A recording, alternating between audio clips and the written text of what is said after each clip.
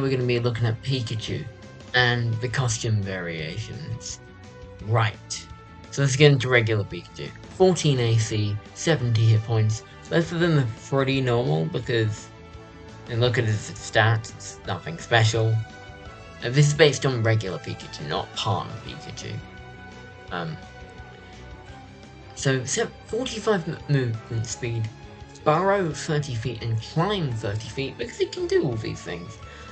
Strength, all of its stats are pretty low except for Dex, which is 18 because it's by far his highest stat is speed. Pikachu is immune to being paralyzed and being stunned because it's an electric type. And electric types can't be paralyzed, and sometimes stunned also means paralyzed. So, why not both? Now onto the traits. Static. If a creature hits Pikachu with a melee attack, then it succeeds a DC 12 Constitution saving throw, it will be stunned for 1 round. So, I mean, yeah, I think it's pretty good being able to stun people. It's not a massive ability, but it does mean that melee attackers are just kind of shit against it and gives another reason for them to stay away, which is good because of its ranged attacks. Now, Lightning Rod is, in the games, is basically going to be functioning the exact same way it does now. Thing is, if Pikachu takes lightning damage, its AC is increased by 1 for 1 round. However, in the games, it also means that you're also immune to electric type attacks, but here it doesn't. It just kind of means that you'll start to get higher. In onto actions, we have Thunder Shock, which is good, I guess. It's alright. Then we have Volt Tackle, which is its big ability. Pikachu surrounds itself in electricity and releases it in a 10-foot radius. Any creature in range takes 4d6 lightning damage. Pikachu's AC is decreased by 2 for 1 round. Now you might be thinking, that's not that much damage. However, don't forget, this is everyone within 10 feet. That's a lot of damage to a lot of people. This is the point of it. Now we go into the variations. And before we go completely onto the variations, let's have a bit of a conversation about this. Because when I was making the Pikachu thing, I didn't really want to give him too much special treatment. Because of how many alternate forms he gets, I kinda have to, which is a bit of a shame. I was thinking, okay, I can either make partner Pikachu, or I can do cosplay Pikachu. Now, if I make partner Pikachu, he's gonna have to have these moves, and all of his signature moves. And that also implies the existence of a partner Eevee. Eevee also has her own signature moves. 1 for each of her evolutions. There's 7 of them. She has 7 signature moves.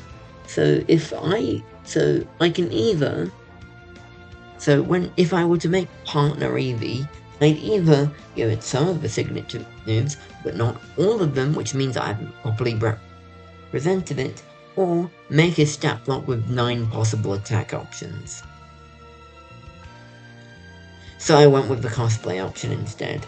Also because Omega Ruby and Alpha Sapphire was I think it was my second Pokemon game and it meant a lot to me. So yeah, let's go on.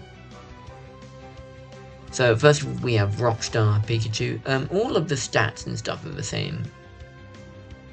And the charisma is now higher for the simple sake of this is Pikachu for contests, and Pokemon contests and the Pokemon showcases in the anime was also a big inspiration for this, but we'll just go into this. In terms of differences, they get their own signature move, or kind of signature move, their exclusive move, and they also all have Attract. Pikachu winks at a single target she can see because all cosplay Pikachu are female, as you can see due to the heart-shaped tail, causing pink wispy hearts to appear around the creature. The creature must succeed a DC 14 Wisdom saving throw or be charmed by her for a minute. Yeah, I put this in there because, well, contests in Pokemon are a lot about charm and stuff. Real quick, regarding those hit points there and how it says 45, this is because I accidentally clicked on a slightly older version. So there is a newer version that's, again, it's on here. It's on the Late Guardian at D&D Beyond, and that has 70 hit points. Anyway, and then we have Meteor Mash, which is this melee attack that does quite a lot of damage and also reduces the target's AC, which is very powerful. Now, we'll move on. We have Cosplay Pikachu Popstar, which has Attract again, and then Draining Kiss. Pikachu leads forward and kisses a single creature within 5 feet. The creature must exceed a DC 15 Wisdom saving throw, or take 5d6 psychic damage. If the creature fails a save by 4 or more, they are also sent to sleep for a minute. A sleeping creature can be awakened by being damaged or another creature using their action to awaken it. The sleeping bit is added in because, I don't know, it was simply because there are moves like kissing moves like Lovely Kiss that send other people to sleep, and I kind of wanted to reference that here. And also, I'll be real here, being kissed in a way that drains all of your energy would make you pretty tired, so that's what I did here. Then we have Pikachu PhD, again with Attract. Then we have Electric Terrain. For a minute, terrain within 60 feet of Pikachu becomes electrified. And that does include when Pikachu moves around, because it's more like a general aura than anything else. During this time, any creature in the terrain cannot be put to sleep or fall asleep. To counteract them, Pikachu Popstar. In addition, for every 5 that a creature moves, as long as the creature isn't resistant or immune to lightning damage, they take 1d4 lightning damage. Which doesn't seem like much, but if you move 30 feet, that is, I mean, come on, that's 64 lightning damage, which is quite a bit. Now we're going to move forward onto Cosplay Pikachu Libre variation. Again with Attract, but this time it has Flying Press. Pikachu does a standing leap of 20 feet and chooses a single creature within jumping range.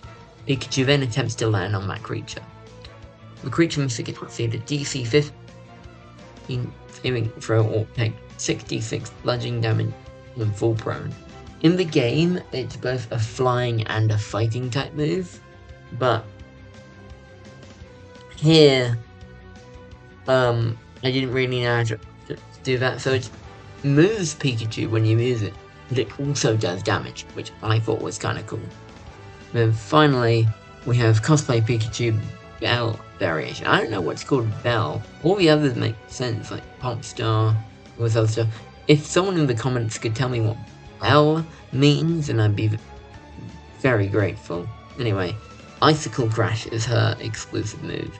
Pikachu chooses a spot that he can see, and an icicle falls down at that point, shattering in a 10-foot radius. Any creature within range must succeed a DC 15 Dexterity saving throw or take 44 cold damage plus 3d4 piercing damage and have their speed halved for 1 round.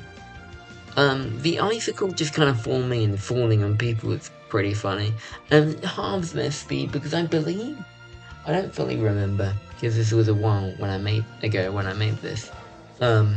It also halves, I believe it also lowers their speed, so I thought I'd kind of do this by having it lower their speed for 1 round.